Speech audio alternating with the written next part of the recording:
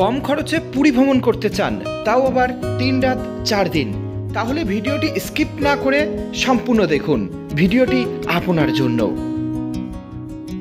পুরী পৌঁছানোর কম দামের সবচাইতে আদর্শ ট্রেন হলো হাওড়া পুরী সুপারফাস্ট এক্সপ্রেস, যার স্লিপার কোচের ভাড়া 340 টাকা, এবং জগন্নাথ এক্সপ্রেস, যার স্লিপার কোচের ভাড়া 295 টাকা। পুরী স্টেশনে পৌঁছে সর্বপ্রথম স্বর্গদ্বার যাওয়ার জন্য একটি অটো ভাড়া করে নিন। মনে রাখবেন, অটো ভাড়া কিন্তু জনপ্রতি 30 টাকা করে। এই স্বর্গদ্বারে আপনারা অনেক হোটেল পেয়ে যাবেন।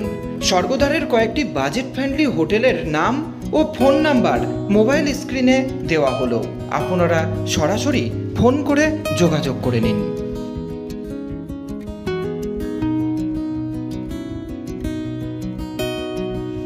এই 3 রাত 4 দিনের ভ্রমণটি আমরা সম্পন্ন করব অটো, বাস এবং পায়ে হাঁটার মধ্য দিয়ে। হোটেলে পৌঁছে কিছুটা সময় বিশ্রাম করে নিন, তারপর সরাসরি বেরিয়ে পড়ুন পুরীর সমুদ্র সৈকতের উদ্দেশ্যে।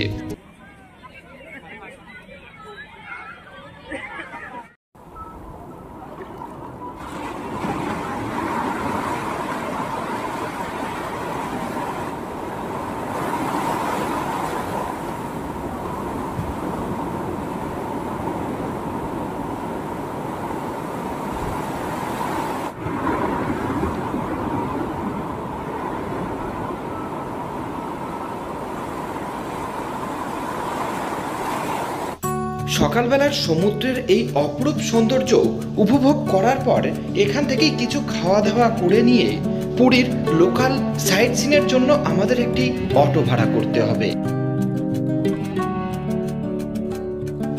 পুরো অটো ভাড়াটি রিজার্ভ করতে যদি সিজনে যাওয়া যায় তাহলে পড়বে 1200 থেকে 1300 টাকা, এবং নন সিজনে যাওয়া গেলে এর ভাড়া পড়বে 700 থেকে 800 টাকা। অটো ভাড়া করে প্রথমেই আমাদের যে স্পটটিতে যেতে হবে তা হলো বিপত্তারিণী মন্দির।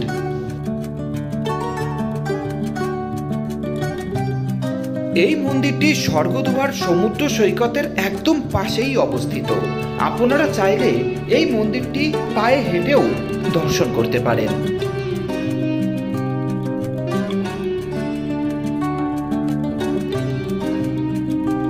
এই মন্দিরটি খুবই পরিষ্কার পরিচ্ছন্ন এবং চারপাশের পরিবেশ বেশ শান্ত।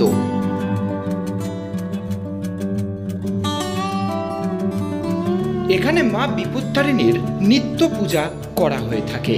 মা বিপত্তারিণীর পাশেই রয়েছে জগন্নাথ দেবের এক অপরূপ বিগ্রহ।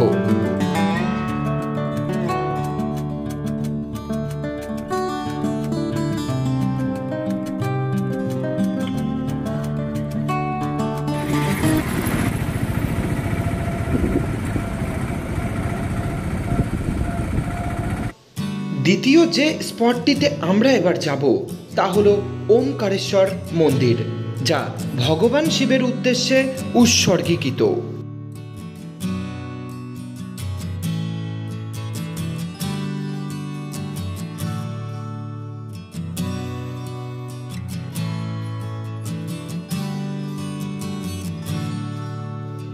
এই ওমকারেশ্বর মন্দিরটি ভারতের 12টি জ্যোতির্লিঙ্গ মন্দিরের মধ্যে একটি অন্যতম হিসাবে বিবেচিত।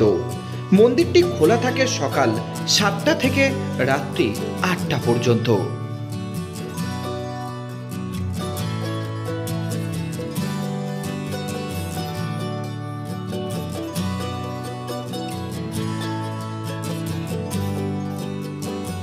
মন্দিরের গায়ে সুন্দর অপূর্ব হাতের কাজ, যা দেখে সত্যি মুগ্ধ হয়ে যাচ্ছি।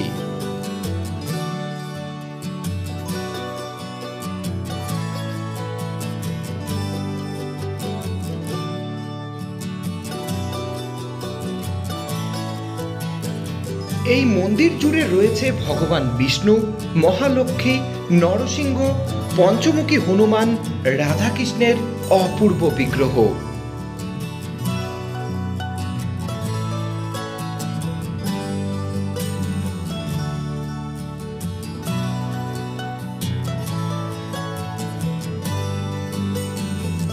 যে বিগ্রহটি দর্শন করছি তা হল নৃসিংহদেবের বিগ্রহ।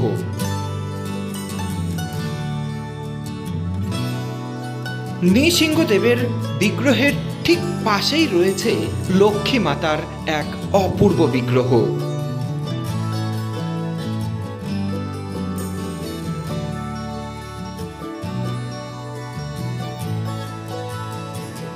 নৃসিংহদেব ও লক্ষ্মী মাতার বিগ্রহ দর্শন করে এবার আমরা চলে এলাম নাগরাজ দর্শন করতে।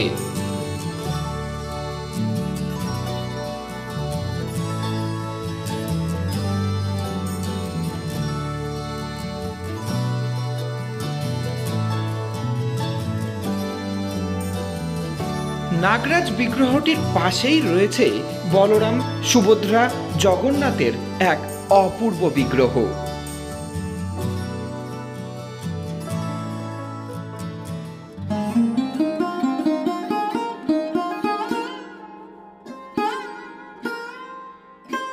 এরপরে আমরা চলে এলাম 108টি জ্যোতির্লিঙ্গ দর্শন করতে।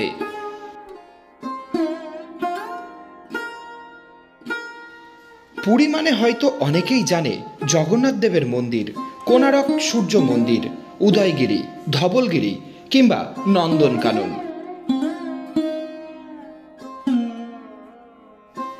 কিন্তু পুরীর লোকাল সাইটসিনের মধ্যেও ওমকারেশ্বর শিব মন্দিরের মতো অনেক স্পট রয়েছে, তা হয়তো অনেকেরই অজানা। তাই সকলের কাছে এই অনুরোধ রইল, পুরীর আমরা যে লোকাল সাইটসিনগুলি দেখাতে চলেছি সেগুলি একদমই দেখতে ভুলো না।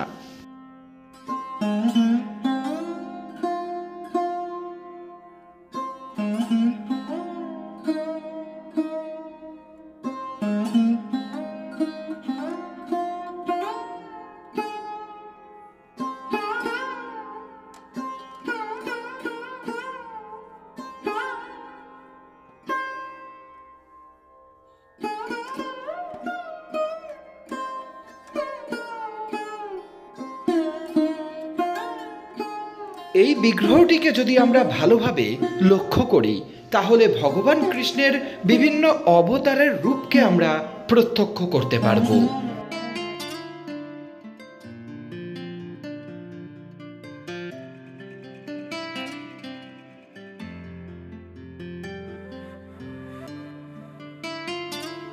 এবার আমরা প্রত্যক্ষ করতে চলেছি রাধাকৃষ্ণ এবং জগন্নাথ দেবের বিগ্রহকে।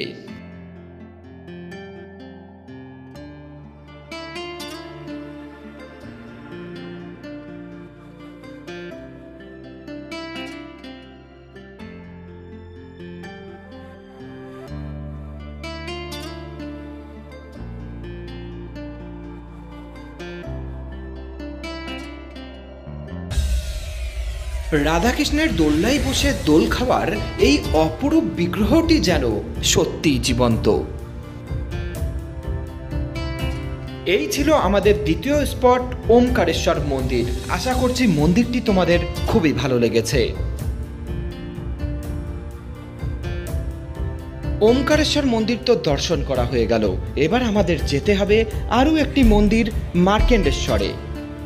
এই স্থানটি পুরীর পঞ্চতীর্থগুলির মধ্যে এবং দেশের 52টি পবিত্র শিব স্থানগুলির মধ্যে অন্যতম।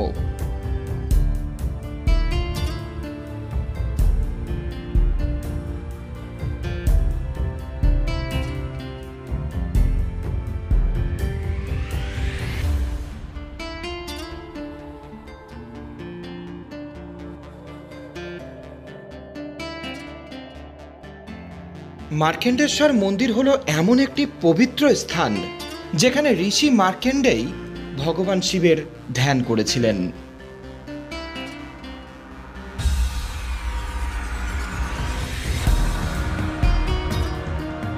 এমনকি এই স্থানেই ভগবান শিব যমের সাথে লড়াই করেছিলেন এবং মহর্ষি মার্কেন্ডেয়কে অমরত্বের বর দিয়েছিলেন। তাই মনে করা হয় এখানে আজও তিনি বিরাজমান।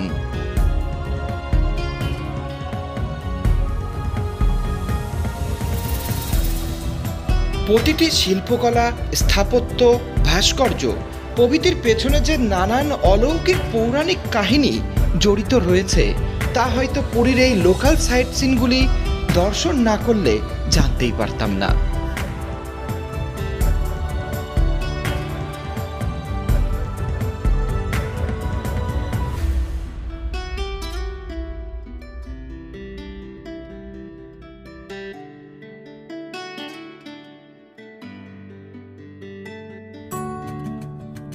পুরীর জগন্নাথ মন্দির থেকে মার্কেন্ডেশ্বর মন্দিরের দূরত্ব প্রায় 700 মিটার।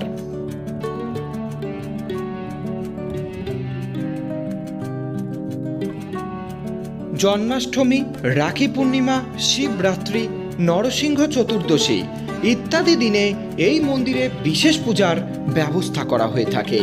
এমনকি পুরীর জগন্নাথ মন্দিরে চন্দন যাত্রা, কালিয়া দালাল প্রভৃতি আচরণের সাথে এই মন্দিরের সম্পর্ক রয়েছে।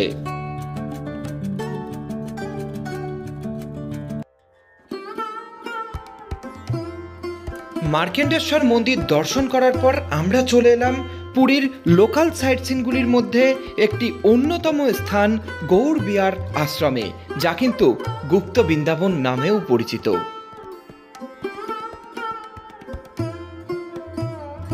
গুপ্ত বৃন্দাবনে প্রবেশ করতে গেলে জনপ্রতি 10 টাকা দিয়ে প্রবেশ করতে হবে। সেই সাথে সাথে এখানে মোবাইলে ছবি বা ভিডিওগ্রাফিতে কোনো বাধা নেই।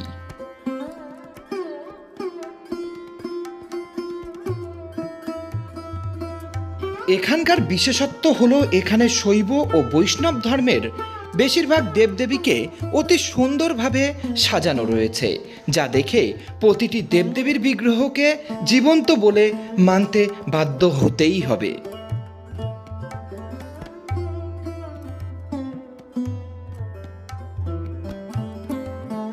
যেহেতু গুপ্ত বৃন্দাবন বিশাল এলাকা জুড়ে অবস্থিত, তাই এটি সম্পূর্ণ ঘুরতে তোমাদের 2 থেকে 3 ঘন্টা লেগে যাবে।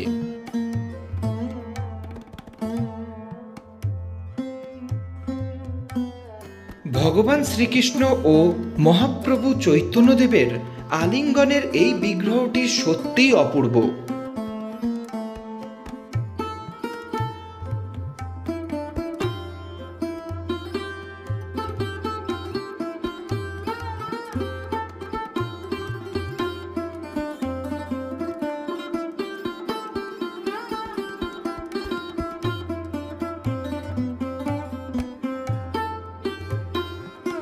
তবে বর্তমানে গুপ্ত বৃন্দাবনের বিশেষ রক্ষণাবেক্ষণের প্রয়োজন বলে আমি মনে করি। কুরুক্ষেত্রের যুদ্ধের সময় ভগবান শ্রীকৃষ্ণ যে অর্জুনের সারথি হয়েছিল, সেই দৃশ্যটিকেই এখানে অপূর্ব সুন্দরভাবে তুলে ধরা হয়েছে।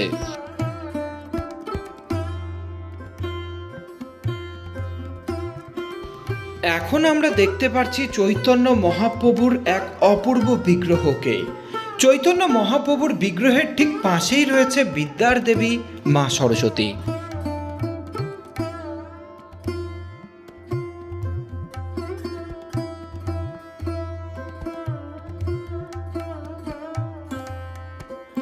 রাধাকৃষ্ণের প্রেম কাহিনী, তাদের বিভিন্ন লীলা, বিরহ মিলন প্রভৃতি দেখার জন্য একবার হলেও আসতেই হবে পুরীর এই গুপ্ত বৃন্দাবনে।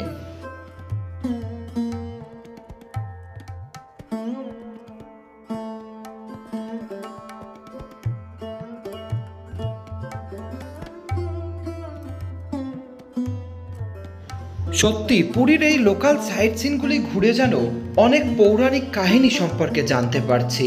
পৌরাণিক কাহিনীগুলি স্বচক্ষে দেখে সেগুলো যেন আরও ভালোভাবে প্রত্যক্ষ করতে পারছি। তাই পুরীর এই লোকাল সাইট সিনগুলি কিন্তু পুরীতে গেলে অবশ্যই তোমাদের করতেই হবে। আমাদের চ্যানেলে পুরীর গুপ্ত বৃন্দাবন সম্পর্কে বিস্তারিত আলোচনা করা হয়েছে, তাই ওই ভিডিওটি দেখতে কিন্তু তোমরা একদমই ভুলো না। আজকের ভিডিওর ডেসক্রিপশন বক্সে ভিডিওটির লিংক দেওয়া হলো।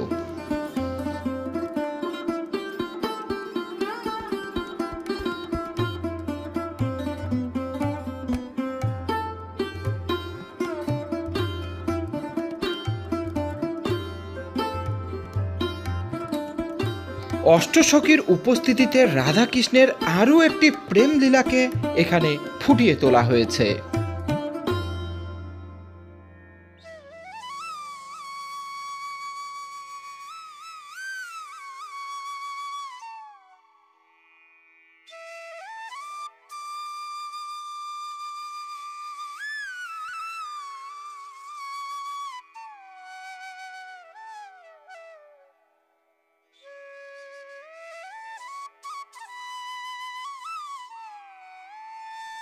আমরা বিভিন্ন কারণবশত গরুকে প্রহার করে থাকি, কিন্তু গরুকে প্রহার করা মানে যে ব্রহ্মা বিষ্ণু মহেশ্বরকে প্রহার করা, এই দৃশ্যটিকেই এখানে ফুটিয়ে তোলা হয়েছে।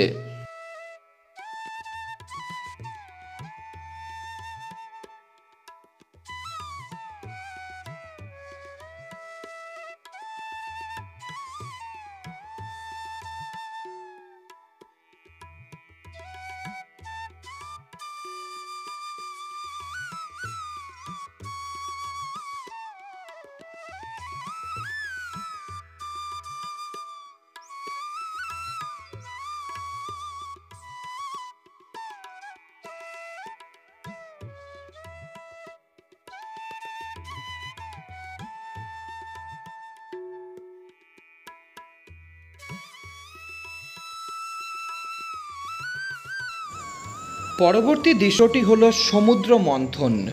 সমুদ্র মন্থন ছিল দেবতা এবং দানবের দ্বারা একটি সহযোগিতামূলক কাজ, যার ফলে অমরত্বের অমৃত এবং অন্যান্য জিনিস যেমন দেবী লক্ষ্মী, 14টি রত্ন আবিষ্কার হয়েছিল।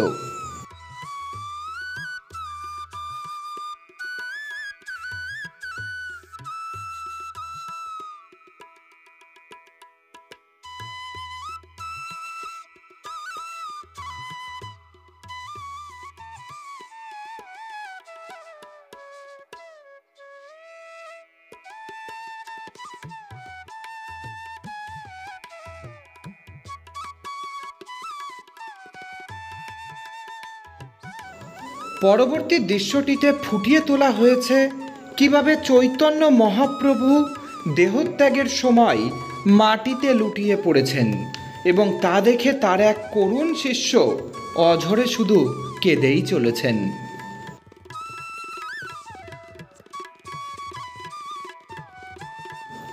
একদিকে চৈতন্য মহাপ্রভু, অপরদিকে রাধাকৃষ্ণের প্রেমলীলার সাক্ষী হতে গেলে অবশ্যই একবার হলেও আসতেই হবে পুরীর গুপ্ত বৃন্দাবনে।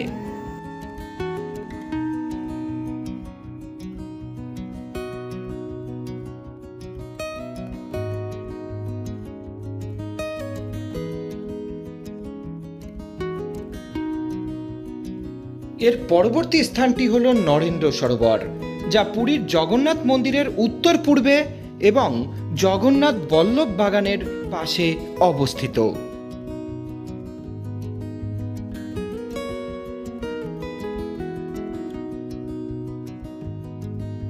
এখানে ভগবান জগন্নাথের চন্দন যাত্রা হয় বলে এই জলাশয়টি চন্দনপুকুর নামেও পরিচিত। নরেন্দ্র সরোবর হলো একটি বড় জলাশয়, যা 873 ফুট লম্বা এবং 743 ফুট চওড়া।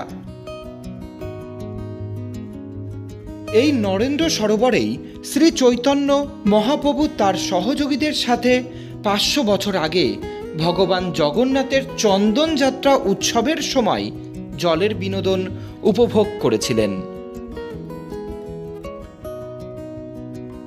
অক্ষয় তৃতীয়া থেকে শুরু হয়ে 21 দিন চলার পর বাহার চন্দনের শেষ দিনে জগন্নাথ, বলরাম ও সুভদ্রাকে পুরীর জগন্নাথ মন্দির থেকে নরেন্দ্র তীর্থ সরোবরে নিয়ে আসা হয়। এর পরের 21 দিন ধরে চলে ভিতর চন্দন। এই সময়ের মধ্যে অমাবস্যা, পূর্ণিমা, ষষ্ঠী ও একাদশী তিথি পালন করা হয়।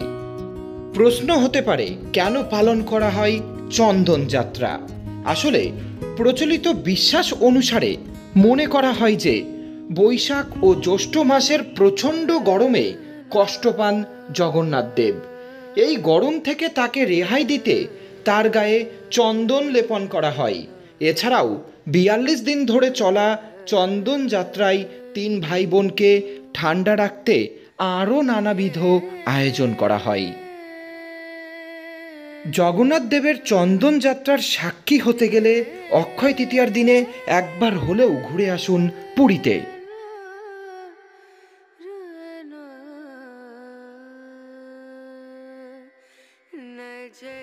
এরপরে যে সাইট সিনটি আমাদের করতে হবে তা হলো শ্রী শ্রী জটিয়া বাবার সমাধি আশ্রম।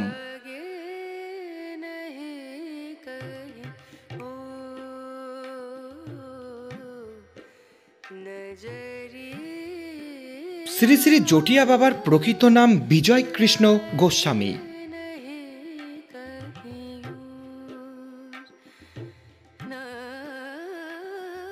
পুরীর জগন্নাথ মন্দিরের কাছাকাছি স্থানে যে সমস্ত গুরুত্বপূর্ণ স্থানগুলি রয়েছে তার মধ্যে একটি অন্যতম স্থান হল শ্রী শ্রী জটিয়া বাবার সমাধি আশ্রম।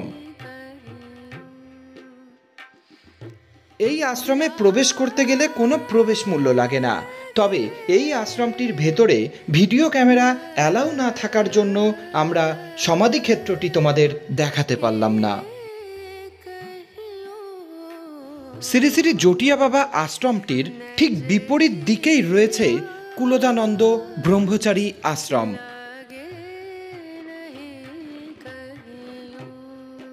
কুলদানন্দ ব্রহ্মচারী ছিলেন জটিয়া বাবার এক অন্যতম পরম ভক্ত।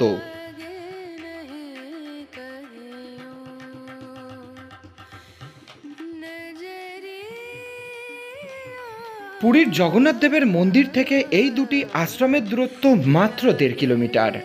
অর্থাৎ আপনারা যদি মনে করেন পায়ে হেঁটে এই দুটি আশ্রম ঘুরে দেখবেন তাহলে সময় লাগবে মাত্র 20 মিনিট। সেই সাথে সাথে টোটো বা অটোতে গেলে মাত্র 3 থেকে 4 মিনিটের মধ্যেই আপনারা এই দুটি স্পটে পৌঁছে যেতে পারবেন। যে মন্দিরটি এখন আমরা দর্শন করতে পারছি এই মন্দিরেই সমাধিস্থ রয়েছে জটিয়া বাবার অন্যতম শীর্ষ কুলদানন্দ ব্রহ্মচারী।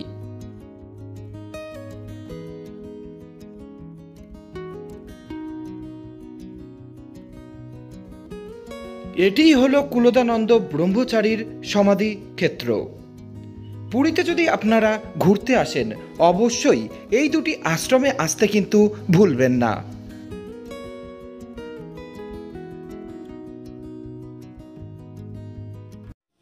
এর পরের গন্তব্যটি হলো গুন্ডিচা মন্দির।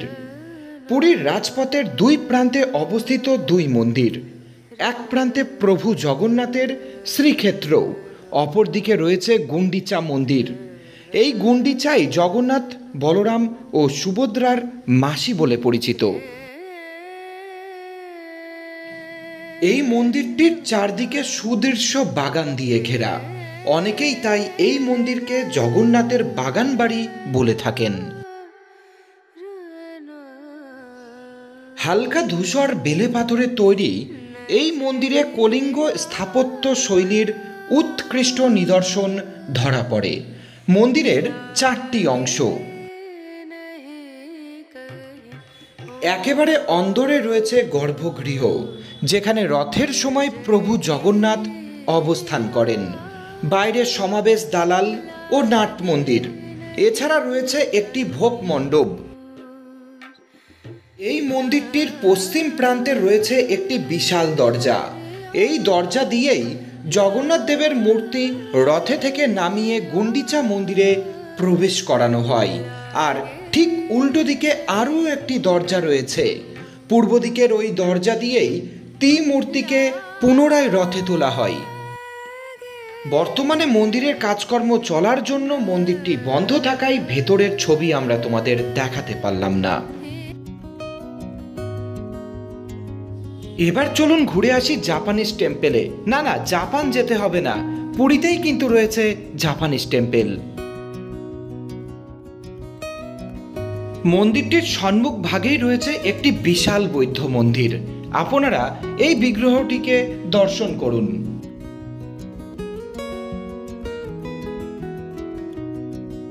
পাশের সিঁড়ি দিয়ে আস্তে আস্তে ওপরে উঠে গেলেই আমরা পৌঁছে যাব মূল মন্দির প্রাঙ্গণে। এই মন্দিরটিতে প্রবেশ করতে গেলে কোনো প্রবেশ মূল্য লাগে না। এবার চলুন মূল বৌদ্ধ বিগ্রহকে আমরা এবার দর্শন করে নিই। মন্দিরটির অন্দরমহলের দৃশ্য আমরা এখন প্রত্যক্ষ করতে পারছি।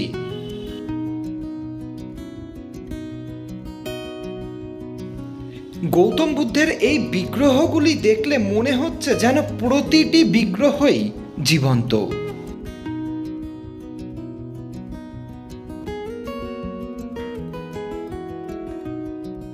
পুরীতে প্রথম দিন অটো করে ঘুরতে যাওয়ার সর্বশেষ সাইট সিইংটি হলো সিদ্ধ বকুলতলা। কি এই সিদ্ধ বকুলতলা? জানতে গেলে ভিডিওটি সম্পূর্ণ দেখুন।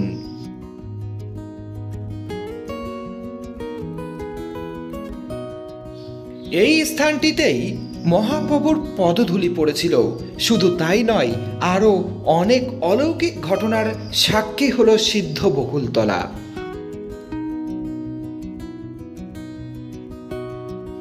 মন্দিরটির দুই পাশে দুই দেওয়ালে মহাপ্রভুর বিভিন্ন বাণী সুন্দরভাবে ছবির মাধ্যমে এখানে প্রকাশ করা হয়েছে।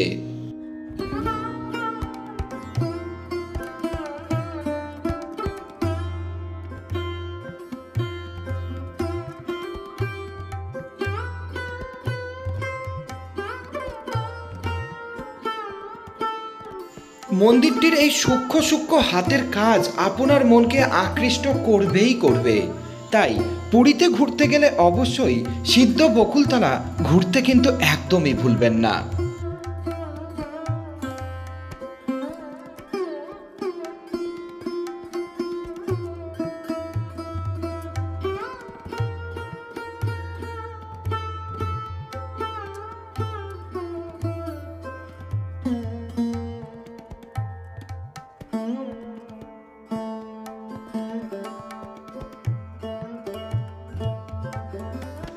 এখানে এলে আপনারা দেখতে পারবেন সিদ্ধ বকুল গাছ। হরিদাস ঠাকুরের একটি ছোট দেবতা সিদ্ধ বকুল গাছের পাশে পূজিত হচ্ছে এরকম একটি বিগ্রহ। সদ্ভুজা গৌরাঙ্গ, নিত্যানন্দ প্রভু, অদ্বৈত আচার্য, জগন্নাথ দেব, ভগবান নৃসিংহদেবের অপূর্ব বিগ্রহ।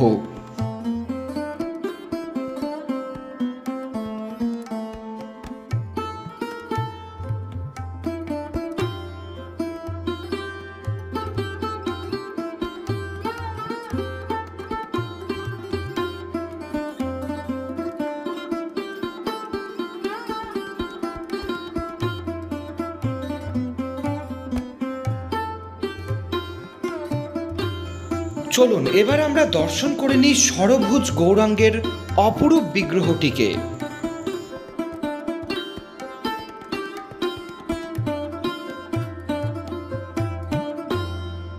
চলুন এবার আমরা জেনে নিই সিদ্ধ বকুলতলার কিছু অলৌকিক কাহিনী। এখানে শ্রী হরিদাস ঠাকুর 3 লক্ষেরও বেশি মালা জপ করতেন। চৈতন্য মহাপ্রভুর সাথে যখন হরিদাস ঠাকুর পুরী ধামে আসেন, তখন হরিদাস ঠাকুর এই স্থানে বসেই ভগবানের নাম জপ করতেন। মহাপ্রভু দেখতেন প্রত্যহ হরিদাস ঠাকুর তীব্র রোদে এই স্থানে বসেই জপ করতেন, কিন্তু এতে তার কষ্ট হতো। তাই এই কষ্ট দূর করার জন্য চৈতন্য মহাপ্রভু জগন্নাথ মন্দিরে গেলেন। সেখানে প্রতিদিন সকালবেলায় জগন্নাথ দেবকে দাতন দেওয়া হয়, অর্থাৎ বকুল গাছের একটি ডাল। কিন্তু পুরী মন্দিরের পাণ্ডা পূজারী ওই দাতন চৈতন্য মহাপ্রভুর হাতে দিয়ে বলেন, আজ আমি আপনাকে একটি প্রসাদী দাতন দেব, সেটি জগন্নাথ দেবের। তখন ওই দাতনটি নিয়ে মহাপ্রভু হরিদাস ঠাকুরের কাছে এসে বলেন, হরিদাস, তোমার আর কষ্ট হবে না, আমি এখানে এই বকুল গাছের ডাল পুঁতে দিচ্ছি। এখান থেকেই এক সুবিশাল গাছ জন্মাবে, যা তোমার দেহকে ঝড়, বৃষ্টি, রোদ থেকে রক্ষা করবে। যে বকুল গাছটিকে আমরা দেখতে পারছি সেটি মহাপ্রভুর রোপণ করা গাছ।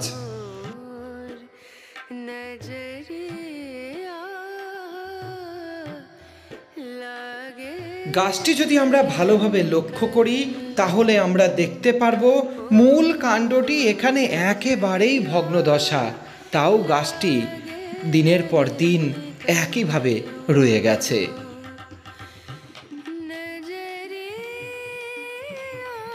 জগন্নাথ দেব, হরিদাস ঠাকুর, মহাপ্রভু চৈতন্যদেবের এই অপরূপ লীলার সাক্ষী হতে গেলে একবার হলেও ঘুরে আসুন পুরীর সিদ্ধ বকুলতলায়।